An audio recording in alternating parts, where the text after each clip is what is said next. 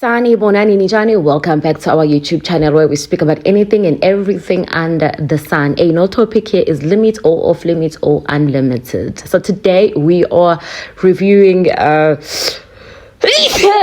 Makos.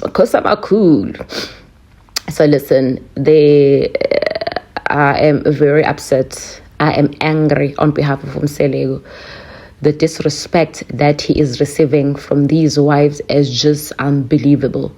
I understand having issues and we're at home, not in front of people, that I fully understand. I understand them disrespecting him, Ekaya. It's wrong, but I understand. I understand them ignoring him at home. I understand. But here we are in an event. It's the awards. It's a full house. They are being honored. It's a full house. They are officials. They are respected people. People have been winning awards, going up there with their girlfriends, their mothers, their wives, their kids. And there's a family of 6. They are not doing anything. They are just sitting there. Sharp, don't go in front, but stand up like how Macele did. Why are you not even clap when he got an award? He walk her down, stand up. Yabona imfundiso kaThobile, yabona nje futhi ishamba uNkulunkulu. Lo muntu usaphuma egoleni. Yebo siunderstand kunenkinga lekhaya anizwani kunento ezithile ezenzakalayo, but can you just respect me in front of the people?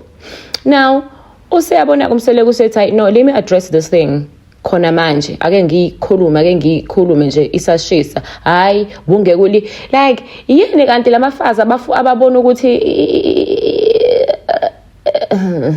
yini labafazi abafuna umseleko ayenze kahle that we don't understand, that we don't know yini le engake kumele bayenze, because uzothola ukuthi if umseleko wanted to address this thing esesekhaya mhlawumbe 4 days later, but into endala kangaka usazokhuluma ngayo, but now he tries and address it right now and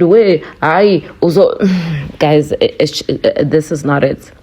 I don't know who says what, I don't care who says what, whether it's freedom or it's what, it's many, but you cannot disrespect your husband as far as this.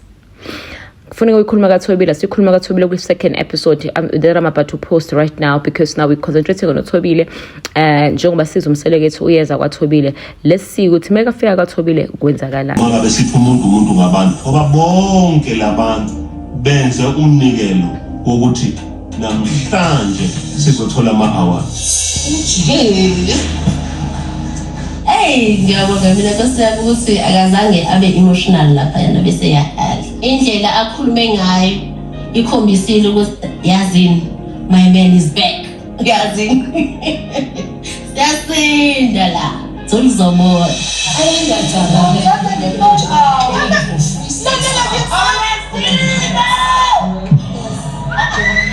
Umakhumalo very excited kakhulu ngokuthi lo muntu lo uzokwamukela award, kodwa akazange abe excited kanje thina sithola si-honorish sithole award.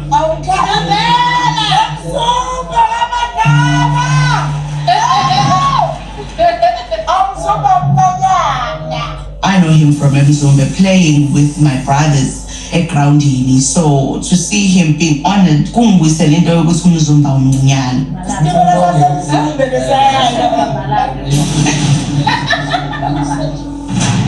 Ishwaqala lo Gelas. Angimadresse ibese ngiyazibamba futhi ngisenjani kuphi. Why are you here? Uzoentertain uMakhumalo manje ngendaba zesitimela futhi again uzowenzani la? Hlonipha umcimbi. Lento sike sayikhuluma thina lana yam-offenda lento kakhulu Macele. Na uMakhumalo mesayiqhuba lempe yabona andiqhuthe umuntu wrong, lo muntu amthukuluzayo uma esediniwe uzolwa naye aphinda akhulume.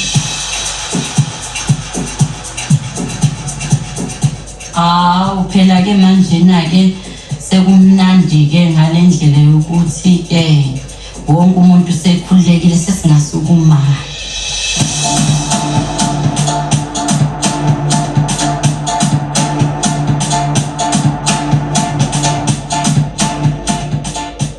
amakhosikazi ami ngifuna ukwenza into efunwa yiwona njengoba ubabona bedansa ingoba leyo nto ifunwa yibona kodwa into ayifunwe yimina ngeke bayisekele bazolwa nayo already njengoba esibiza nje siyazi ukuthi uzomosha. Ngiyabonga kakhulu ukuthi nifike kodwa kunezinto ezinye ezingangijabulisile. Just Msindi.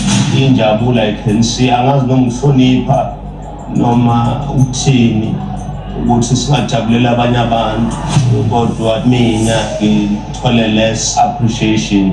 Yo.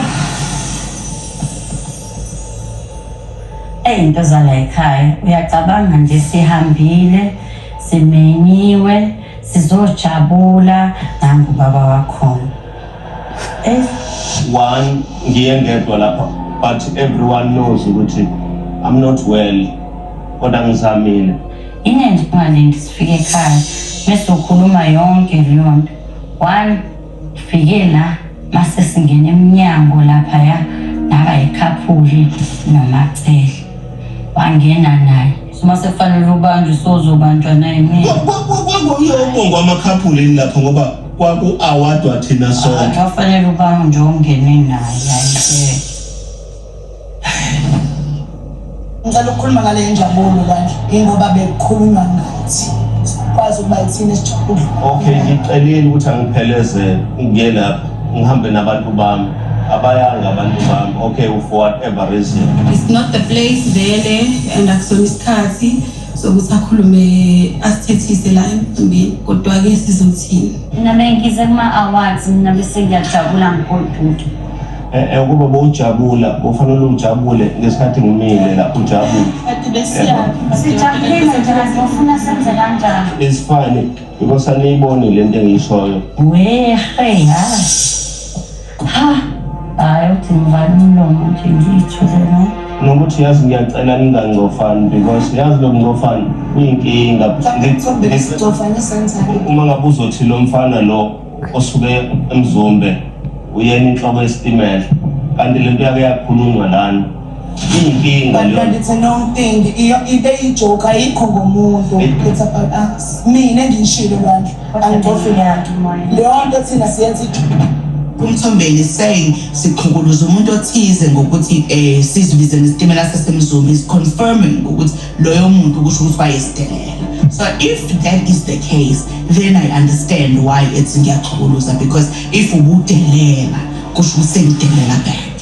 Ngicela usengiqedile ngicela ukukhuluma nje nomashobana umzuzu. Angazi ufuna ukukhuluma ngani. I'm ready for anything. Let's go for it.